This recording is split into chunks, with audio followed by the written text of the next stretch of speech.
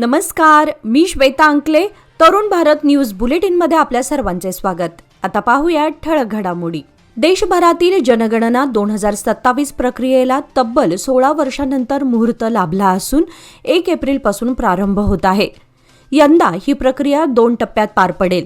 केंद्रीय पातळीवर यासाठी सरकारी यंत्रणा कामाला लागली असून त्या दृष्टीने नियोजन आखले जात आहे.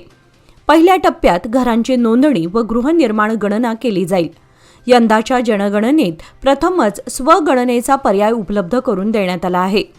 मोबाईल ॲपसह डिजिटल माध्यमातून माहिती संकलित करण्यात येईल, असे जनगणना आयुक्त आणि महानियंत्रक मृत्युंजय कुमार नारायण यांनी आज दिल्लीतील पत्रकार परिषदेत सांगितले. दुसऱ्या टप्प्यामध्ये देशातील लोकसंख्येची सविस्तर गणना केली जाणार असून यामध्ये जातीनिहाय जनगणनेचाही समावेश असेल. या प्रक्रियेसाठी स्वतंत्र प्रश्नावली लवकरच जाहीर करण्यात येईल, असे सांगण्यात आले आहे.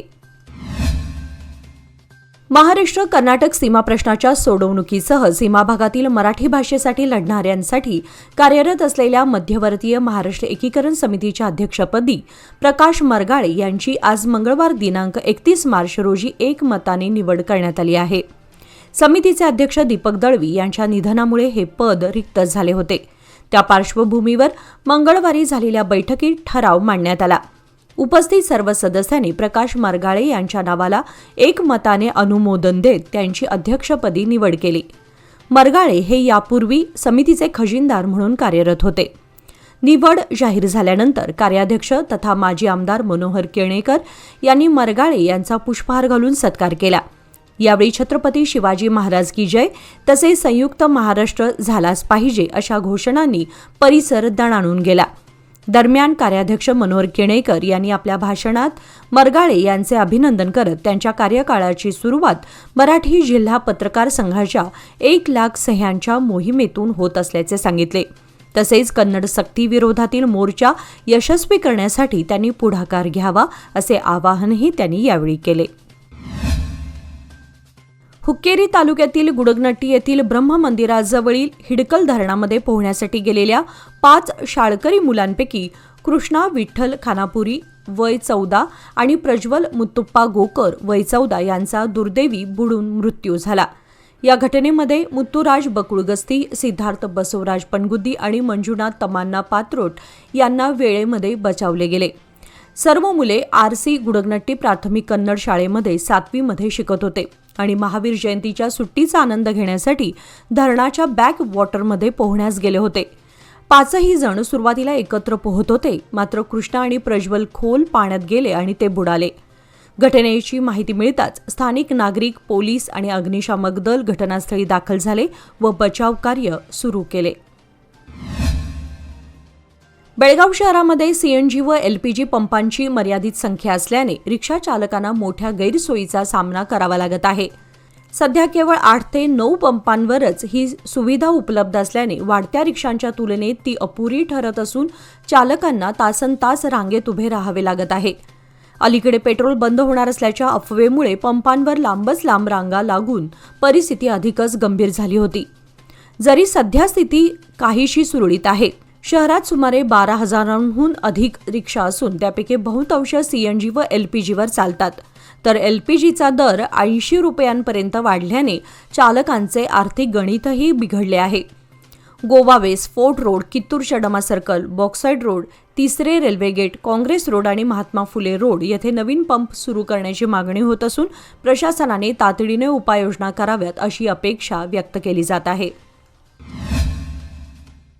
बेळगाव व खानापूर तालुक्यात बॉक्साईट, लॅटेराईट आणि सिलिका खनिजांचे अवैध खाणकाम मोठ्या प्रमाणात सुरू असल्याची तक्रार सामाजिक कार्यकर्ते सुजित मुळगुंद यांनी केली आहे. मंगळवार दिनांक 31 मार्च रोजी त्यांनी जिल्हाधिकारी मोहम्मद रोशन यांची भेट घेऊन निवेदन सादर केले आणि तात्काळ कारवाई करण्याची मागणी केली. बेळगुंदी, बाकनूर, बिजगर्णी, गोल्ल्याडी, आमटे, बेटगेरी, किणे, इनामबडस व तोराळी या गावांमध्ये खासगी जमिनींवर परवानगीशिवाय खाणकाम केलं जात असल्याचं निदर्शनास आले. या भागातील खाणकाम धामणे राखीव वन, तिलारी व भीमगड अभयारण्य तसेच हत्तींच्या मार्गाजवळ असल्याने पर्यावरणीय दृष्ट्या संवेदनशील असल्याचेही सांगितले गेले. निवेदनात तात्काळ जिल्हास्तरीय चौकशी, उपग्रह नकाशे तयार करणे, नियमित सर्वेक्षण, नवीन परवानग्या स्थगित करणे व विशेष पथक स्थापित करण्याची मागणी केली आहे.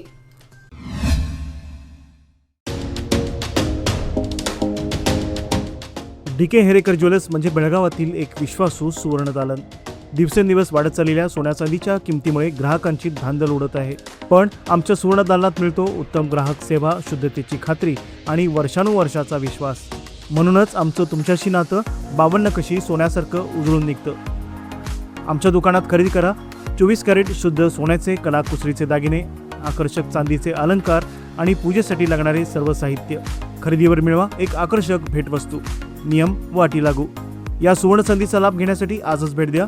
DK हेरेकर ज्वेलर्स, श्री विठ्ठल भवन, संयुक्त महाराष्ट्र चौकाजवळ, खडे बाजार, बेळगाव. तसेच तेले पाटील गल्ली, शहापूर, बेळगाव येथील आमच्या सुवर्ण दालनाला.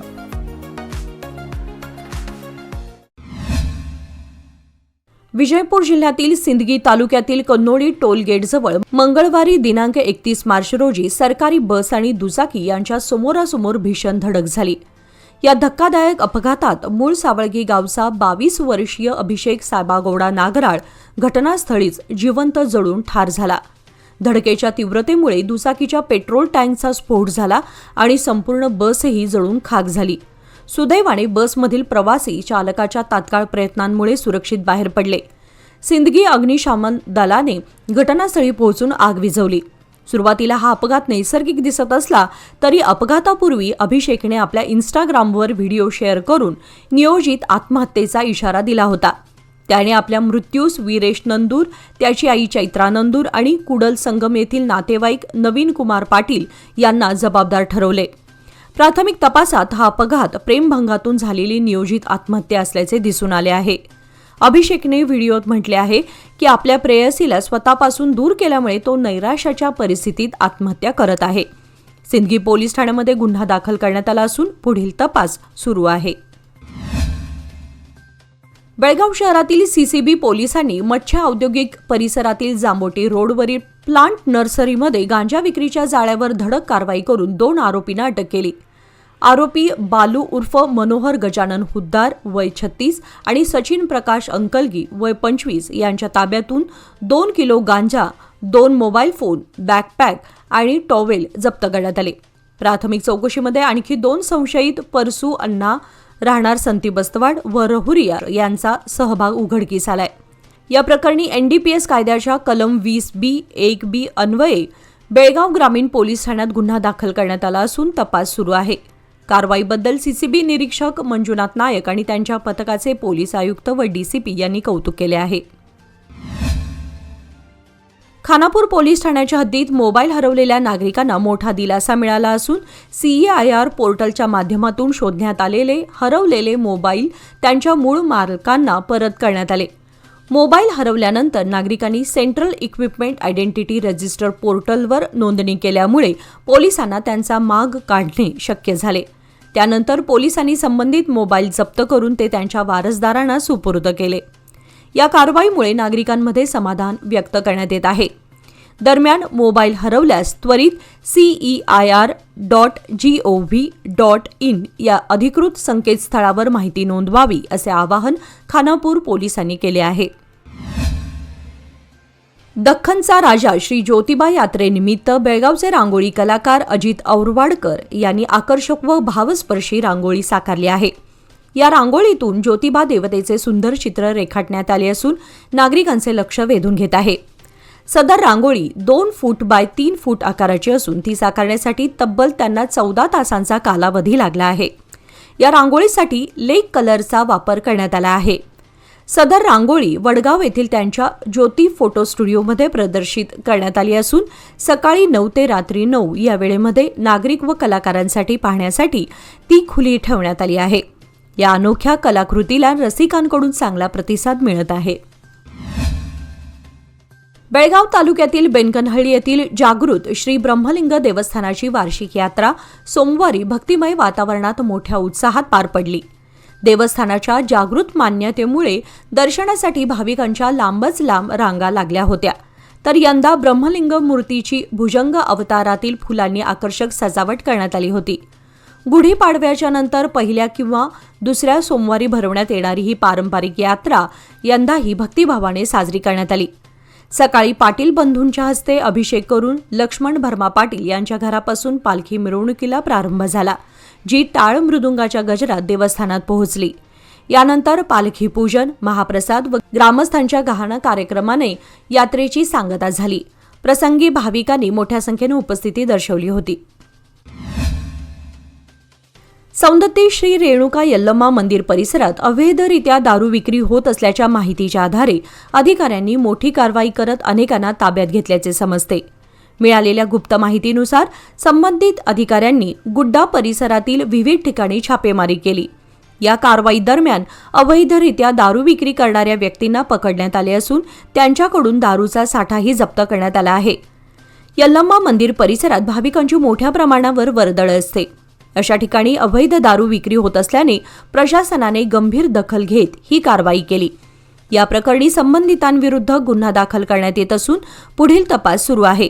तसेच परिसरात अशा प्रकारच्या बेकायदेशीर कृत्यांवर आळा घालण्यासाठी पुढील काळातही कठोर कारवाई केली जाणार असल्याचे अधिकाऱ्यांनी सांगितले.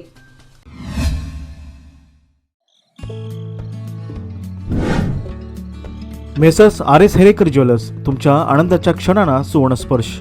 नवजात बालकाला लागणारे सर्व प्रकारचे दागिने, लग्नसराई, मुंज, साखरपुडा किंवा कोणताही शुभ प्रसंग, प्रत्येक क्षण खास बनवण्यासाठी आकर्षक सोन्या चांदीच्या दागिन्यांची देखणी शृंखला येथे उपलब्ध. परंपरा आणि आधुनिकतेचा सुंदर संगम असलेले दागिने, नाजूक डिझाईन्स आणि उत्कृष्ट कारागिरीमुळे तुमचा प्रत्येक सोहळा अधिक उजळून निघेल. लग्नासाठी खास दागिने, बारशासाठी कडदोडा, पैजण, वाळे इत्यादी, तसेच मुंज व साखरपुड्यासाठी आकर्षक कलेक्शन, पारंपरिक ते मॉडर्न डिझाईन्सपर्यंत तुमच्या खास क्षणांना द्या एक चमकदार आठवण. शहापूर बाजारपेठेतील एक विश्वसनीय नाव, प्रोप्रायटर राघव हेरेकर यांचे मेसर्स RS हेरेकर ज्वेलर्स, 397 बार ए, खडे बाजार, शहापूर, बेळगाव. शुभ मुहूर्त गुंतवणुकीचा व्याज दर कमी होण्यापूर्वीचा 31 मार्च पूर्वी लोकमान्य सोसायटीमध्ये गुंतवणूक करा आणि मिळवा 10% आकर्षक व्याजदर. 1 एप्रिल पासून लोकमान्यांच्या सर्व योजनांवरील व्याजदर कमी होणार, म्हणूनच आजच निर्णय घ्या. अधिक माहितीसाठी आमच्या नजीकच्या शाखेला भेट द्या किंवा कॉल करा 1800-212-4050. लोकमान्य, प्रत्येक पावलावर तुमच्या सोबत. नियम व अटी लागू. KLE वेणुध्वनी 90.4 FM केंद्राने सोमवार दिनांक 30 मार्च रोजी आंतरराष्ट्रीय महिला दिनाचे औचित्य साधून कार्यक्रम आयोजित केला. KLE वेणुध्वनी बानुली केंद्राचे संचालक डॉक्टर वीरेश कुमार नंदगाव यांनी केंद्राच्या वाटचालीची माहिती दिली आणि प्रमुख पाहुण्यांचे स्वागत केले.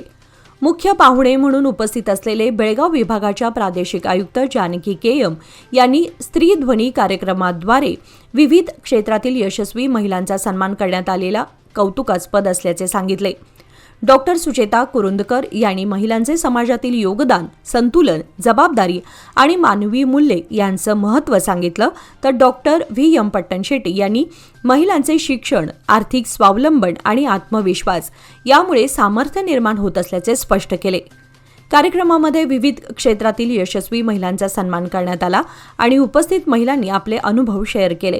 कार्यक्रमाचे संचालन मंजुनाथ पै व अनुपमा के यांनी केले, तर संयोजन मंजुनाथ बळ्ळारी व मनीषा PS यांनी केले. बेळगाव शहरातील मार्केट पोलीस ठाण्याच्या हद्दीमध्ये शिवाजीनगर परिसरात सार्वजनिक ठिकाणी गांजा सेवन करताना 23 वर्षीय सिद्धार्थ दत्ता कदम याला पोलिसांनी अटक केली.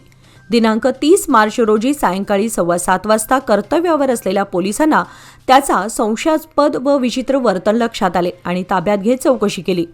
तपासणीसाठी त्याला बिम्स रुग्णालयात नेण्यात आले, जिथे वैद्यकीय तपासणीमध्ये गांजा सेवन झाल्याची पुष्टी झाली. या प्रकरणी NDPS कायद्याच्या कलम 27B अन्वये मार्केट पोलीस ठाण्यात गुन्हा नोंदवण्यात आला असून पुढील तपास सुरू आहे. बेळगाव शहर पोलीस आयुक्त आणि DCP यांनी हेड कॉन्स्टेबल विश्वनाथ मालगी व शंकर कुगनोळी यांच्या कारवाईचे कौतुक केले. गुड फ्रायडे आणि इस्टरच्या सणासमयी प्रवाशांची वाढती गर्दी लक्षात घेता दक्षिण पश्चिम railway sir M Visvesvaraya terminal Bengaluru आणि बेळगाव दरम्यान विशेष एक्सप्रेस ट्रेन चालवण्याचा निर्णय घेतला आहे. गाडी क्रमांक 06503 गुरुवार दिनांक 2 एप्रिल रोजी सायंकाळी 7 वाजता बेंगळूर SMVTहून सुटेल आणि शुक्रवारी सकाळी 7:35 बेळगाव येथे पोहोचेल. परत गाडी क्रमांक 06504 रविवार दिनांक 5 एप्रिल रोजी सायंकाळी 5:30 वाजता बेळगावहून सुटेल आणि सोमवारी सकाळी 5 वाजता बेंगळूर येथे पोहोचेल. या विशेष गाड्यांमध्ये एकूण 19 ICF डबे असतील आणि त्या चिक्कबनवरा, तुमकूर, अरसीकेरे, बिरूर, दावणगेरे, हरिहर, हावेरी, SSS हुबळी, धारवाड, अळणावर, लोंढा आणि खानापूर या स्थानकांवरून धावतील. प्रवाशांना सवलती आणि सोयी सुविधांसह प्रवासासाठी या गाड्या उपलब्ध राहणार आहेत. विजयपूर जिल्ह्यातील बसवंत बागेवाडी तालुक्यात मसबी नाळजवळ 2 दुचाकींची समोरासमोर धडक होऊन झालेल्या भीषण अपघातात दोघांचा जागीच मृत्यू झाला. या दुर्घटनेत इंगळेश्वर तांडा येथील संतोष लालू चव्हाण वय 32 आणि देगिनाळ गावचे भीमनगौडा पाटील वय 45 यांचा मृत्यू झाला आहे. दरम्यान या अपघातात आणखी एक गंभीर जखमी झाला असून त्याला तातडीने बसवंत बागेवाडी येथील शासकीय रुग्णालयात उपचारासाठी दाखल करण्यात आले आहे. घटनेची माहिती मिळताच मनगुळी पोलिसांनी घटनास्थळी धाव घेऊन पाहणी केली. हा अपघात मनगुळी पोलीस ठाण्याच्या हद्दीत घडला असून पुढील तपास सुरू आहे. तरुण पिढीमध्ये वाढत असलेले मानसिक दडपण, शारीरिक शोषण, व्यसनाधीनता आणि आत्महत्यांचे वाढते प्रमाण लक्षात घेता जनजागृतीसाठी चला जाणून घेऊयात आईबाबांच्या वेदना या विषयावर प्रबोधन मेळावा आयोजित करण्यात आला आहे. हा उपक्रम श्रीराम सेना हिंदुस्थानी यांच्या वतीने रविवार दिनांक 5 एप्रिल रोजी सायंकाळी 7 वाजता येळ्ळूर, बेळगाव येथील छत्रपती श्री शिवाजी महाराज चौक येथे पार पडणार आहे. मेळाव्यात समाज प्रबोधनकार वसंत हंकारे मार्गदर्शन करतील आणि तरुणांमधील मानसिक तणाव, एकटेपणा, असुरक्षितता, व्यसनाधीनता व शारीरिक शोषण यासंबंधी माहिती देतील. यावेळी आत्महत्या नव्हे, स्वाभिमान निवडा हा संदेश देत पालकांचे कर्तव्य, मुलांशी संवादाचे महत्त्व आणि अन्यायाविरुद्ध उभे राहण्याची गरज यावरही मार्गदर्शन केले जाईल. आयोजक रमाकांत कोंडुस्कर यांनी सांगितले की विद्यार्थ्यांनी व्यसन व कुसंगतीपासून दूर राहावे आणि समाजाने शोषण, अन्याय व व्यसनाविरोधात आवाज उठवावा यासाठी या उपक्रमाचे आयोजन करण्यात आले असून सर्व पालक आणि विद्यार्थी वर्गांनी याचा लाभ घ्यावा असे आवाहन करण्यात आले आहे.